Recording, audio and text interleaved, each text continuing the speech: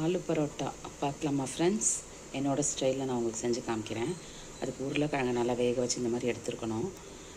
உருளைக்கிழங்கை வேக வச்சுட்டு தோல் உரித்து நான் அதோட 2 பீஸ் சக்கரவள்ளி கிழங்கு இருந்தது, அதையும் சேர்த்துருக்கேன். நீங்கள் வெறுமனே உருளைக்கிழங்கு வச்சும் இந்த பரோட்டா செய்யலாம். இது என்னோடய ஸ்டைலில் ஈஸியாகவும் இருக்கும்.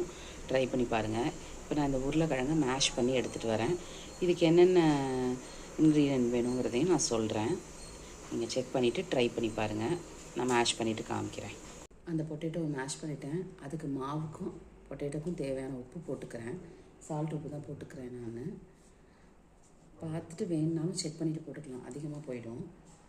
இதோட ரெட் சில்லி பவுடர் நம்ம காரத்துக்கு தகுந்த மாதிரி எவ்வளோ நம்ம காரம் வேணுமோ அது மாதிரி சேர்த்துக்கலாம். மாவு போடுறதுனால கொஞ்சம் கூடவே போட்டுக்கலாம். மஞ்சள்தூள், எப்போவுமே ரெட் சில்லி பவுடர் சேர்த்தோம்னா மஞ்சள்தூள் சேர்க்கணும், அப்போ தான் வயிறு புண்ணாகாமல் இருக்கும்னு சொல்லுவாங்க.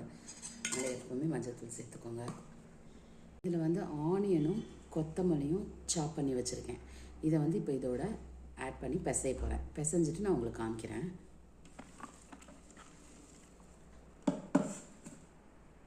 இந்த மாதிரி மிக்ஸ் பண்ணி வச்சுக்கணும். சப்பாத்தி மாவு தனியாக பிசைஞ்சு இதை உருண்டையாக உள்ளே வச்சு அதை மடித்து போட்டு அந்த மாதிரியும் ஆலு பரோட்டா பண்ணலாம். பட் நான் என்ன பண்ணுவேன்னா, இதிலேயே சப்பாத்தி மாவு, அதாவது கோதுமை மாவு போட்டு மிக்ஸ் பண்ணிவிட்டு நான் அப்படியே போடுவேன். இதுதான் ரொம்ப ஈஸியான வழி. உருட்டி போடுறவங்க அப்படி போடலாம். இதை ரவுண்டாக உருட்டிட்டு சப்பாத்தி மாதிரி திரட்டிட்டு இந்த ரவுண்டை தூக்கி அதில் வச்சு க்ளோஸ் பண்ணிவிட்டு பரோட்டா போடலாம். என்னோடய வழி ஈஸியாக போடணும் அப்படின்றதுக்காக நான் என்ன பண்ணுவேன், இதிலேயே சப்பாத்தி மாவு போட்டு இப்போ மிக்ஸ் பண்ணி உங்களுக்கு காமிக்கிறேன்.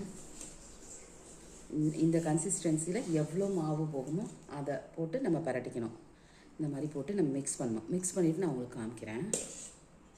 இந்த மாதிரி பிசைஞ்சிட்டு கொஞ்சம் தண்ணி தெளித்து பிசைஞ்சுக்கணும். தேவைன்னா தண்ணி தெளிச்சுக்கணும்.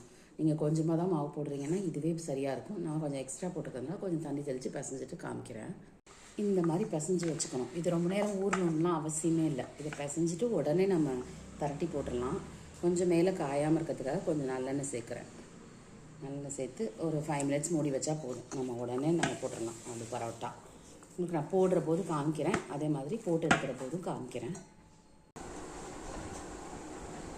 பால்ஸ் மாதிரி உருட்டிட்டு நம்ம கோதுமை மாவில் டிப் பண்ணி தேய்க்கணும். நான் உங்களுக்கு காமிக்கிறேன்.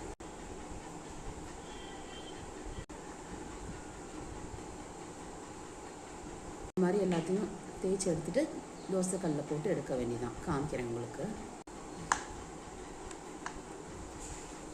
வச்சதை இப்படி தோசை கல்லில் போட்டு எடுக்க வேண்டியதான். போட்டு எடுத்துகிட்டு ஆனியன் ரைத்தாவோடு சர்வ் பண்ணலாம். அடுத்த வீடியோவில் நான் அடுத்த ஷார்ட்ஸில் எப்படி போடுறதுன்னு காமிக்கிறேன். அடுத்த ஷார்ட்ஸ் கண்டினியூ பண்ணுறேன், பாருங்கள்.